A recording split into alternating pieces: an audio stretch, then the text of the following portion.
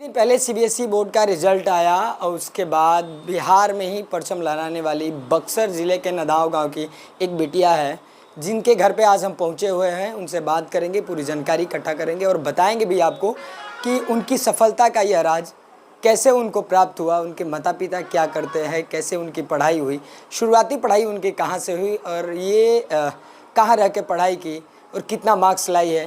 पूरी बातें आपको हम बताने का प्रयास करेंगे, जिसके साथ हम आज उस परिवार से भी मिलवाएंगे, उस बिटिया से भी मिलवाएंगे, जिनसे बात करके हम पूरी जानकारी आपको देंगे। सबसे पहले आपको बता दें कि उस बिटिया के बड़े दादाजी कभी इस क्षेत्र के विधायक रहे, कभी एमएलसी रहे, लेकिन आज उसी घर की बिटिया जो है वो पूरे बिहार में नाम रोशन किया है। 97.1 मार्क्स ला करके पूरे बिहार में परचम अपना लहराई है, साथ साथ बक्सर समेत और गांव का भी नाम रोशन किया है। तो सीधे आपको ले चलते हैं, परिवार से मुलाकात करवाते हैं और उस बिटिया से मुलाकात करवाते हैं जो 97.1 मार्क्स लाई हुई है।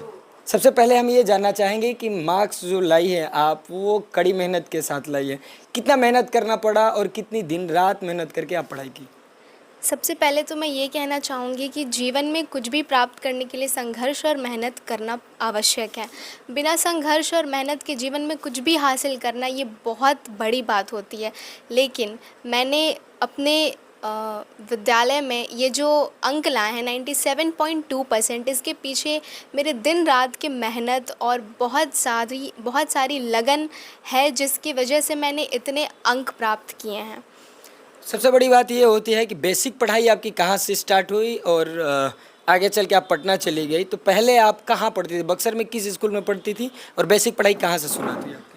मैं बचपन से ही यही बक्सर में पली पड़ी रही हूँ और मेरी जो पढ़ाई है वो भी यहीं बक्सर के कार्मल स्कूल से मैंने शुरुआत किया था। नर्सरी से लेके कक्षा 8वीं तक मैंने वहीं पढ़ाई करी है, जो कि आईसीएसई बोर्ड था, तो मेरा सारा बचपन वहीं पे गुजरा है, उसी स्कूल में। जब आप यहाँ पे नर्सरी टू 8 पढ़ाई की, उसके बाद आप पटना चली गई। पटना गई तो आप सबसे पहले किस टीचर से मिले और वो टीचर आपको कैसे गाइड किए जो आपके फेवरेट टीचर वहाँ पे बन गए? मैं पटना गई तो मेरे लिए वहाँ का माहौल बहुत ज़्यादा अलग था यहाँ के मुकाबले। तो वहाँ पे मैं गई और मुझे एक ऐसी शिक्षिका मिली जो कि मुझे मैथ्स पढ़ाती थी, जिनका नाम तुली मैम है, जिनको मैं सबसे बड़ा श्रेय देना चाहूँगी। मेरी सफलता के पीछे कहीं न कहीं उनका हाथ है, क्योंकि वो एक ऐसी शिक्षिका थी जिन्होंने पढ़ाई के साथ-साथ मेरी एक बहुत अच्छी गाइडर रह चुकी हैं और उन्होंने मुझे हर तरह से बहुत अच्छे से गाइड किया है और आज मेरी सफलता के पीछे उनका बहुत बड़ा हाथ है। 97.2 मार्क्स जब लाई आप, तो सबसे पहले आपने किसको बताया? सबसे पहले तो ये जो मैंने अंक प्राप्त करे हैं वो मैंने अपनी मम्मी को बताया, क्योंकि वो जब रिज़ल्ट आ रहा था तो वो मेरे साथ में ही थी एंड उन्होंने ही मेरे टोटल परसेंटेज कैलकुलेट किए हैं। तो सबसे पहले मम्मी को ही मैंने बताया था। अच्छा, आप आगे चल के क्या बनना चाहते हैं?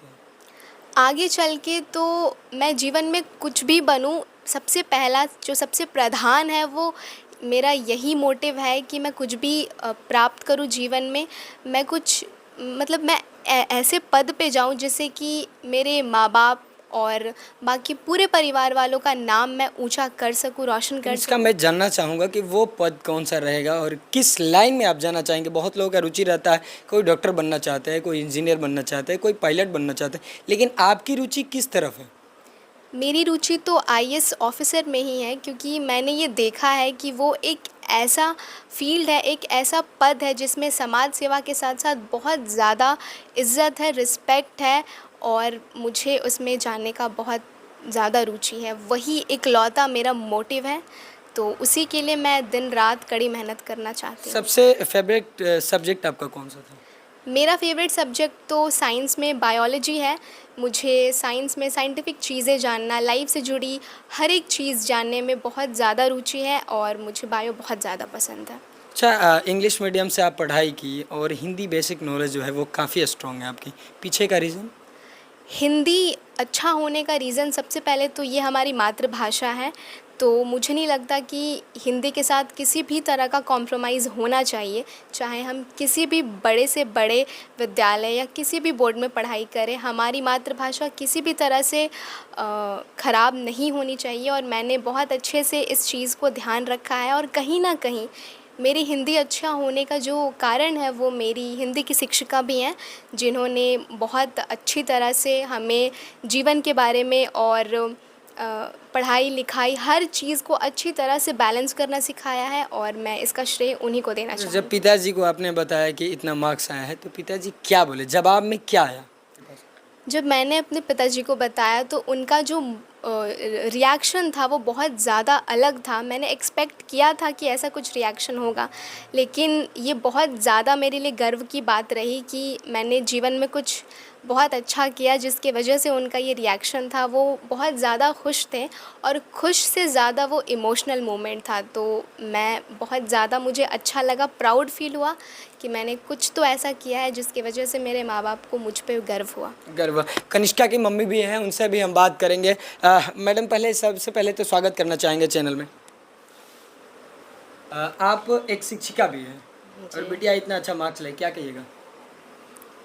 बहुत बहुत खुश हुए हैं इसका मार्क्स सुनकर, खुशी हो।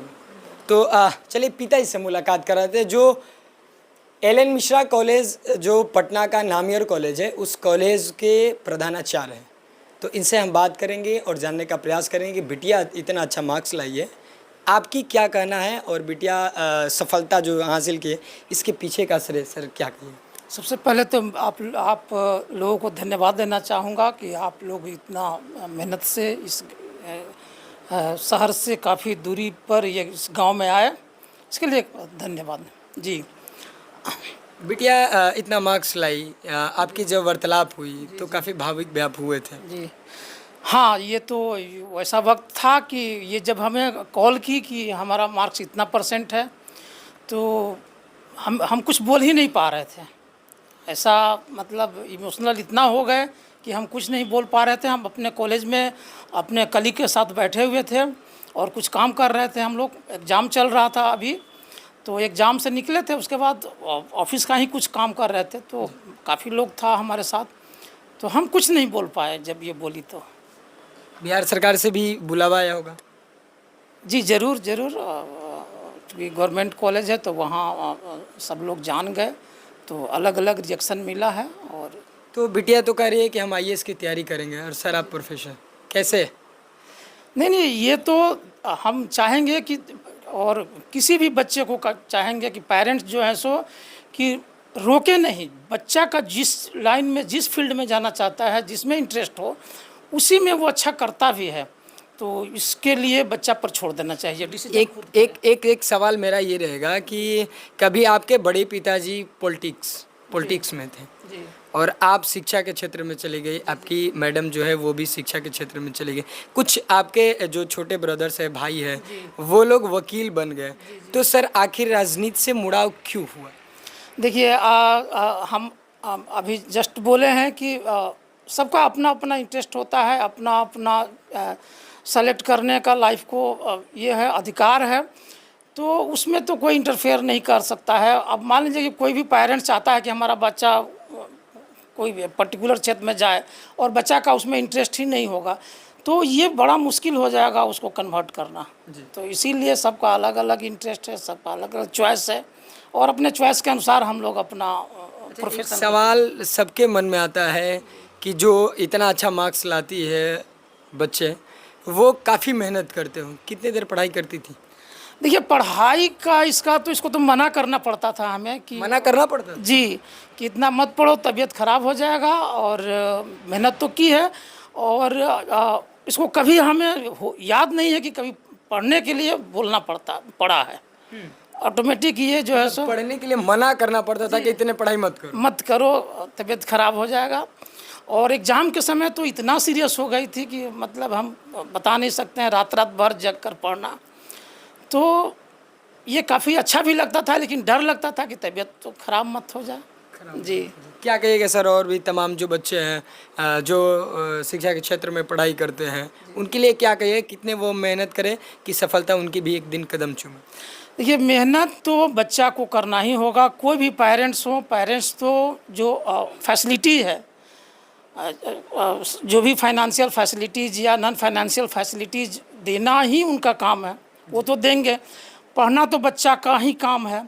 तो हम आगे जो भी बच्चा तैयारी कर रहा है, बोर्ड का एग्ज़ाम या किसी भी तरह का एग्ज़ाम की तैयारी कर रहा है, तो यही कहेंगे कि बच्चा में मतलब अवेयरनेस आना ज़रूरी है। बच्चा जब अवेयर होगा कि नहीं हमें ये बनना है, हमें पढ़ना है, हमें अपने जब फ्यूचर के बारे में सोचेगा, तब भी वो अच्छा करेगा। नहीं तो पेरेंट्स कितना भी कुछ प्रेशर दे दें, कितना भी फैसिलिटी दे दें, बच्चा बहुत ज़्यादा उससे बेनिफिटेड नहीं हो सकता।